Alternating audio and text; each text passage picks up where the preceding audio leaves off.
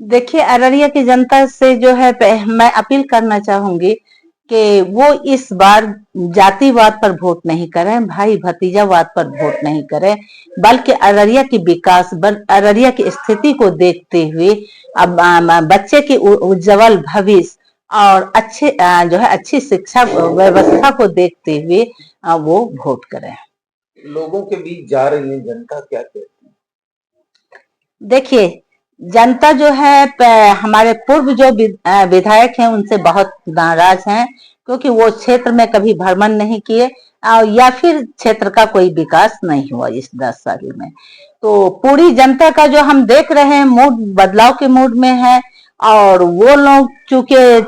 एक जातिवाद और भाई भतीजावाद का जो राजनीति बिहार में चलता रहा है उसमें कहीं ना कहीं ग्रसित हैं, कहीं ना कहीं वो बंधे हुए हैं, मानसिक रूप से वो आजाद नहीं हो पा रहे हैं। वो सोच रहे हैं कि हम लोगों को स्वतंत्रता चाहिए, हम लोगों को बदलाव लाना चाहिए, बिहार में नई सरकार का गठन करना चाहिए, तभी बिहार का विकास रुके होगा या फिर बिहार का पलायन रुकेगा। इतनी बड़ी बड़ी पार्टी चुनावी मैदान में दौड़ रही है और जन स्वराज ही देखिए, हर एक पार्टी को, कांग्रेस को भी जो है बिहार वासियों ने देखा है, जो है राजद को भी देखा, और मैं आपको नीतीश कुमार की पार्टी को भी देखा है, और सभी सरकार का जो व्यवस्था है और जो विधि जो उसका कार्यकाल रहा उससे पूरी पब्लिक जो है त्रस्त है, और सब लोग समझ रहे हैं कि बिहार को बदलाव चाहिए, क्योंकि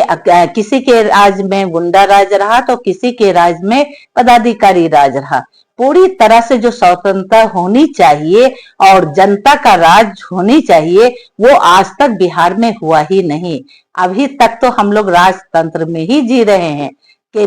जो है नेहरू जी का बेटा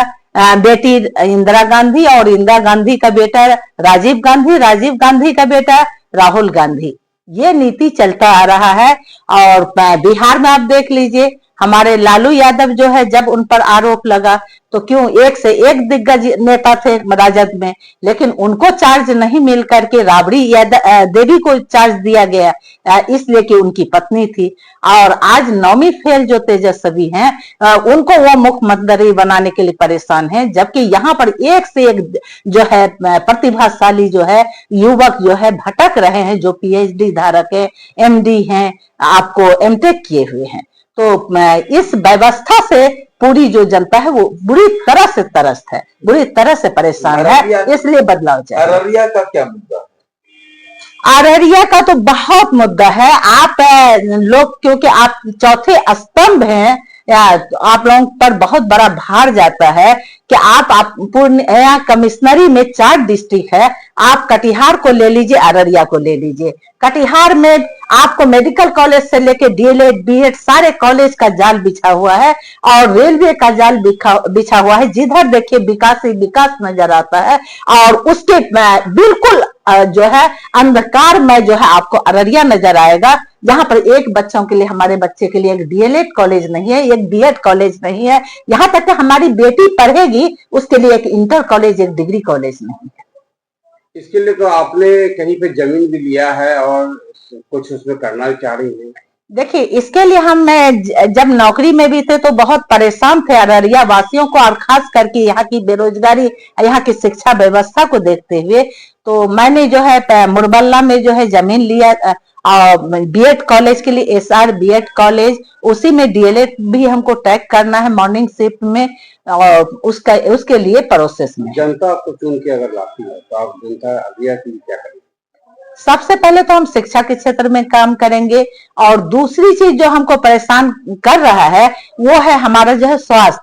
क्योंकि यहाँ का जो हमने मेडिकल कैंप, कई गांव में फ्री मेडिकल कैंप लगाया है, और उसमें अपनी तरफ से पूरी जो है उसको योगदान दिया, तो उसमें हमने देखा है कि बहुत सारी बीमारी जो है करोड़, मतलब इस तरह की बीमारी है जो और जगह नहीं है, तो उस चीज को जो है दूर करना है। यहाँ के पानी में आयरन का मात्रा बहुत है, और यहाँ पर कुछ उस तरह का क्रॉनिक डिजीज भी है जो हम गांव के स्तर पर करीब करीब एक गांव में देख रहे हैं कि अगर पेठी में स्टोमिक वाला कुछ है गायनी, तो वो सबको है। या फिर और भी ट्रबल है तो वो देखते हैं कि कई को देखने के लिए मिल जाता है। तो उन सारी चीज पर हम काम करेंगे और मेरा जो है हर तरह का रिसर्च भी, मेरे हस्बैंड का भी, प्रोफेसर रऊफ साहब भी वो रिसर्च करवाते रहते हैं। और मेरी भी जो है ये तीसरा खोज चल रहा है, चाइल्ड क्राइम, बढ़ता हुआ बाल अपराध कारण और निदान। तो हर एक चीज पर हम लोगों का नजर है कि यहाँ का स्वास्थ्य कैसा है, या फिर शिक्षा का क्या हालत है, या यहाँ का वातावरण कैसा है, यहाँ की मिट्टी जो है में कौन सा फसल हो सकता है, कैसे हो सकता है। बहुत सारी चीज पर हम रिसर्च करवा रहे हैं, कर रहे हैं। और अगर हमको जनता यहाँ की चुनती है तो हम अररिया वासियों के लिए समर्पित रहेंगे, खड़े रहेंगे। क्या कितने क्रमांक संख्या पे आपका चुनाव चिन्ह, क्या कहेंगे?